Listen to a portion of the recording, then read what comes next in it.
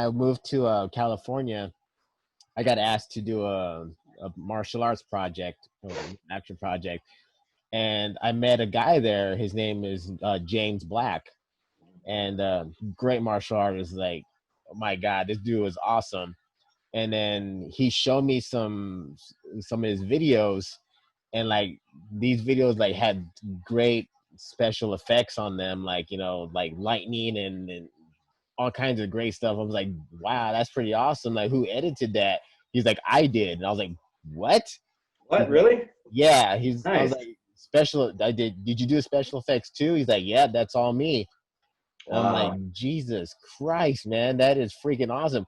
But I never saw that. I was like, you're a great martial artist. And then I Mhm. saw that. I was like, huh, that is amazing. He's like, yeah, I made my living doing this, like part of his living, like he charges a good amount of money for that. But like when you see it, you'll see why, because he did a film, what is it? Static Shock. Have you ever heard that comic book character, Static Shock? No. Yeah. He played Static Shock in it. He was the lead, I believe, the lead actor, or one of the lead actors, but he also did the special effects for it.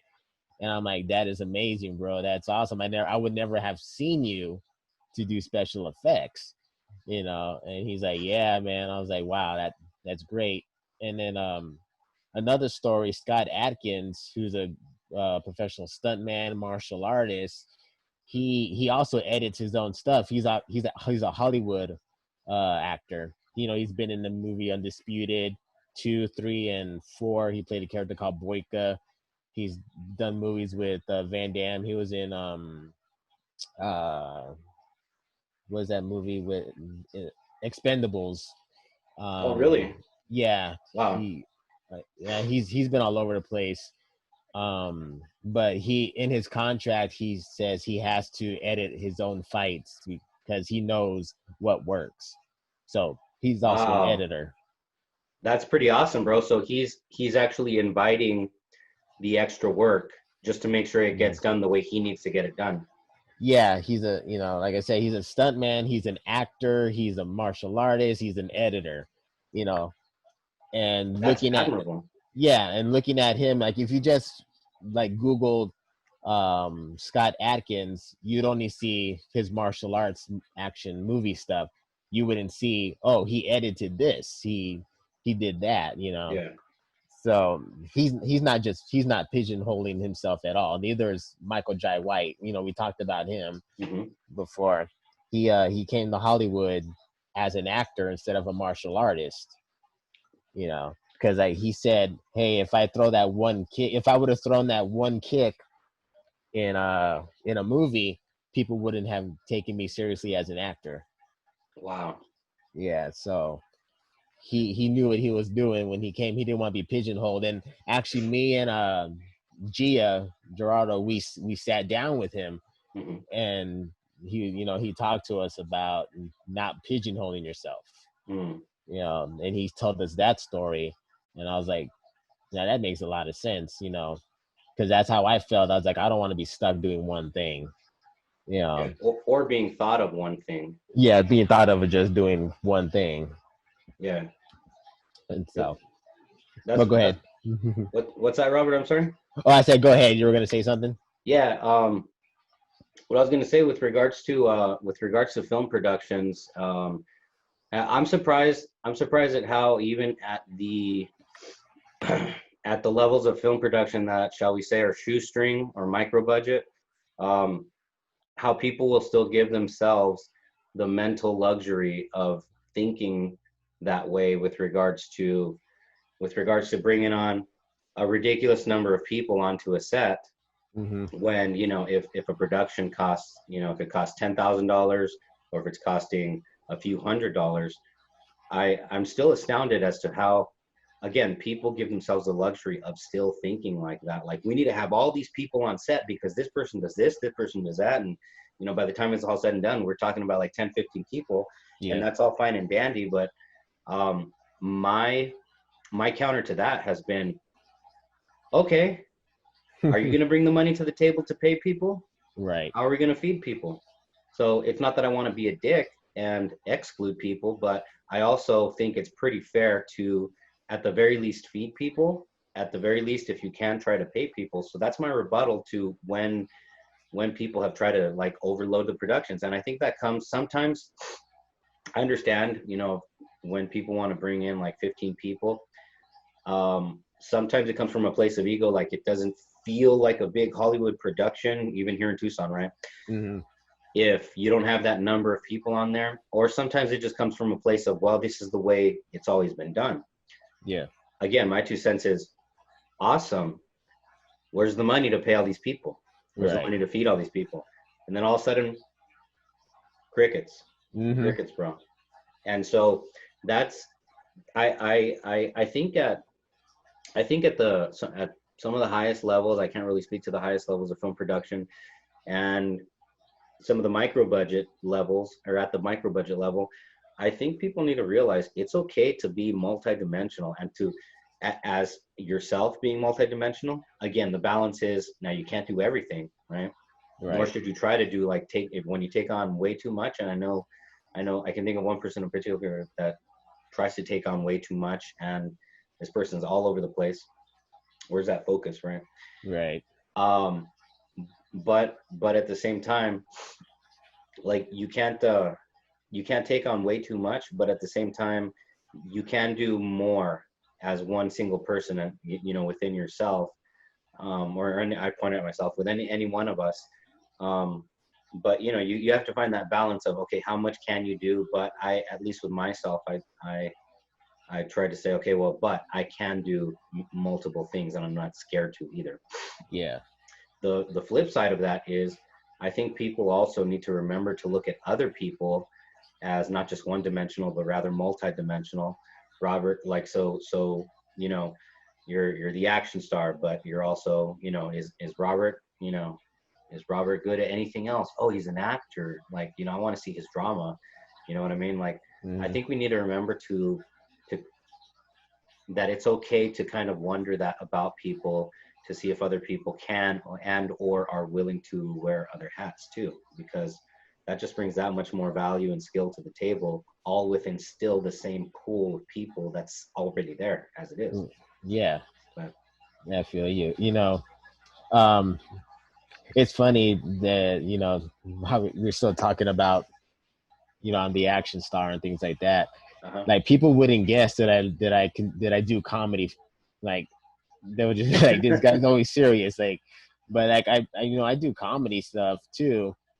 And there's actually a video called The Great Pandemic, channel surfing, that one of my friends asked me to be a part of. It's funny, because she knows me as a stuntman and an actor.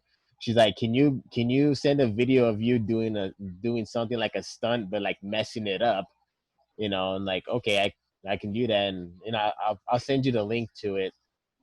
Um, it shows me like it's called Stunting with Robert. And you know, I'm like, hi, I'm Robert, and on today's episode I'll show you how to safely take a fall without actually hurting yourself. And then I fall and like smack my head on something and knock myself out, you know, do stuff like that. And I'm gonna tell you a little story. Another comedy thing I did moving to Hollywood, it was called CinemaCon, where it was paying a tribute to Star Trek, you Mm. know, and I got to work with the VP, I believe at the time, was of Paramount Studios. And Oh, I remember that picture that you posted. yeah, Yeah, and yeah, I remember that. yeah, it was a comedy thing. I had to play a nerd, a fanboy of Star Trek. And you know, it's like we just like did a bunch of comedy stuff on there, and it was great. You know, I loved doing it. And I, I probably can say it now since it was released, but like, I got to work with Patrick Stewart, and this guy is, Wow, you know, he's amazing. You know, he's good at comedy also, but I would never think of that of him to be a comedy actor. wow. You know, but just stuff like that. Like, yeah, I do comedy, I do drama, I do action. It's great. It's just like, I know a lot of people who do that. You know, but if one of those things is your niche, then go ahead and do it. If you want to just be known as the action star, then do it. You know, I'm not gonna tell you it's a bad thing. Like, if you have other skills, but you just want to be, in that one area, then hey, by all means, more power to you. Yeah, I think one thing that just came to mind right now was Bob Saget from Full House. Yeah. Okay, he plays the all-American wholesome dad who raised three girls, and right, and so that TV show is so sanitized, but because it's on ABC, it's for families, it's a family thing.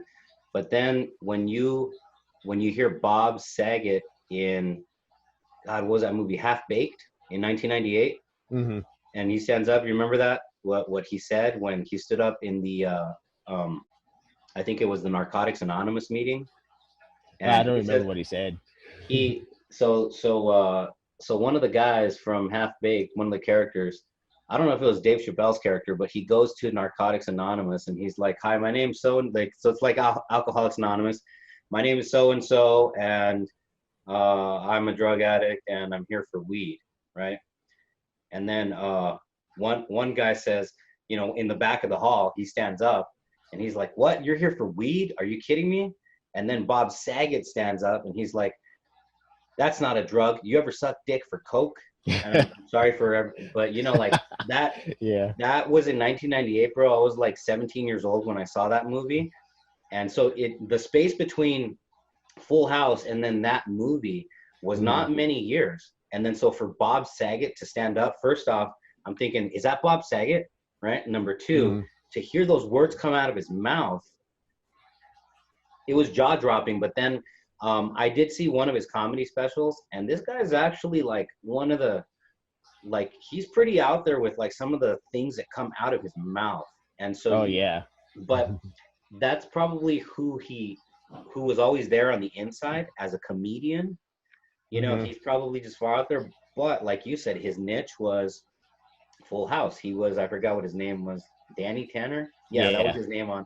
And so that was his thing. That was the thing that paid the bills, obviously. And so, he did that. But then you see this other side of him and you're just like, damn, like Bob Saget's like, that's one dirty SOB, man. Like, wow, you know what I mean? But, and another most recent example was I saw that Adam Sandler movie. God, what was it called? Uncut Gems. I did not like the way that movie was put together, but that had more to do with the photography, the editing, and the audio. It was one fun headache. But the thing that I admire big time about that film was that Adam Sandler, Happy Gilmore, and all of the other goofy ass roles that we've known him for, this dude is now hustling people, shaking people down. He's dirty in his dealings. I mean, straight up like a scary look at what he was able to put on the table. And so it was really convincing. But I admire the fact that the guy that played Happy Gilmore did something that drastically different. And I was like, heck yeah, that's awesome. Just like also when Jim Carrey, we all know Jim Carrey is, Jim Carrey, but then he starts doing his serious roles. Like, I think there was one, oh, that was weird. Siri started recording my words and I never said, "Hey Siri." That was creepy. I'm glad I caught that. I don't know where that would have gone. It ended up in Russia or something. So yeah, Adam Sandler, I mean, I respect the fact that he tried something different and he broke out of that niche. Now, whether or not people liked it, whether or not they were able to swallow it, again, my issue with that film is like the technical construction of the movie, but his venturing out way outside of what we know as Adam Sandler, that was freaking awesome, bro. And I support that. Jim Carrey, he did I think the number 13 or the number 7. It was like this psychological thriller back in like 08 or 07, I think. That was also cool too. But I don't know I'm getting the title wrong. But I mean, here are people in the big time who, just, it kind of goes to show you, like, even they wanted to step out and try something new and different outside of the thing that they're known for. And I respect that so much. Just like Leslie Nielsen. People are going to take a dump on them for having done so. Like, no, it didn't work, or, and I'm just like, you know what, dude, like, how many movies have you made? How many movies, like, how big of a star are you that you can criticize these guys for trying something new? But Right. That's my 2 cents on that, Robert. Yeah, I mean, just like saying Leslie Nielsen started off as a dramatic actor, then he ended his career with the Naked Gun films and everything comedy. I didn't know that. Yeah. Well, I mean, I knew about the Naked Gun and I think wasn't he also an Airplane too? Yeah, Airplane and. But he started off dramatic. Yeah, he was a dramatic actor. Wow. And also Tom Hanks, he started off as a comedic actor, and Yep. now you see where he is now. Yep. Because I believe the story is he told his agent to start sending him on dramatic auditions, and so that changed his career. He's such a great actor when it comes to drama. Although his early stuff in the early to mid and later 80s, I kind of remember seeing it, but I just saw the movie as a kid. Like I didn't really analyze it. But no, I remember being about 12 or 13 years old when I saw him in Philadelphia. Mm-hmm. And that was the first time, like the way that movie ended and what happened to his character and all of the intricacies that were taken into consideration, like the courtroom drama, and then especially the scene where they're working and then the opera starts up. The way that was put together was powerful, but who also knew at that point in time that the guy that played Turner from Turner and Hooch could do that, right? What I mean? Yeah. And I think it obviously worked out for him throughout the years because everything from everything that was dramatic afterwards. I mean, geez, this guy's even on an island alone with a volleyball, and he makes that dramatic because when the volleyball, what was the ball's name? Wilson, which I think is funny because also his wife's name is Rita Wilson. Remember when Wilson floats away? That was one of the saddest moments in the movie. And I was like, holy shit, like I'm about to cry because this guy lost his best friend, which was a volleyball. As he's trying to, the raft is floating away and Wilson floats away. I think that was awesome. And it obviously, I think the transition from his early stuff to his dramatic stuff definitely worked and stretched. And, he probably had his critics when he first made that transition, but I mean, it worked, kudos to him. And I respect the fact that, that he stepped out and he wanted to start doing dramatic stuff. Also, another thing that comes to mind, Sandra Bullock in Crash, when everyone said like, oh, she was really great. And she was really good in Crash, but that's probably one of the first times that we got her not be in those 90s and early 2000s goofy type of chick flick comedies. And I think she did a great job.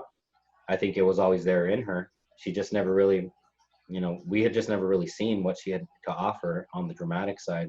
But again, going back to, these are people that I think made sure to refuse to be pigeonholed.